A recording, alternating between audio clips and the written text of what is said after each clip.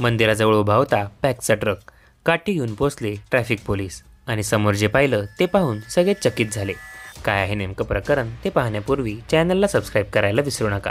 आग्रा येथे श्रावण महिन्याच्या पहिल्या सोमवारी SP ट्रॅफिक अरीब अहमद रावली मंदिरात पोहोचले.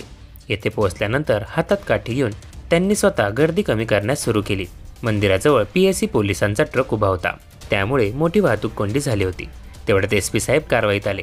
त्यांनी खिशातून मोबाईल काढला आणि PSC ट्रकला चलन दिलं. जो सर्वांसाठी कायदा आहे तोच पोलिसांसाठी आहे, असं त्यांनी सांगितलं.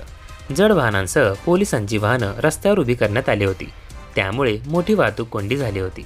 आग्र्याच्या शिव मंदिरावरही विशेष वाहतूक ड्युटी लावण्यात आली. एका वाहतूक निरीक्षकाला सर्व मंदिराच्या वाहतुकीचे प्रभारी बनवण्यात आलं.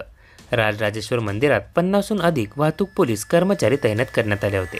आग्रा ट्रॅफिक SP अरीब अहमद म्हणाले, श्रावणाच्या पहिल्या सोमवारी वाहतुकीसाठी विशेष व्यवस्था केली जाते.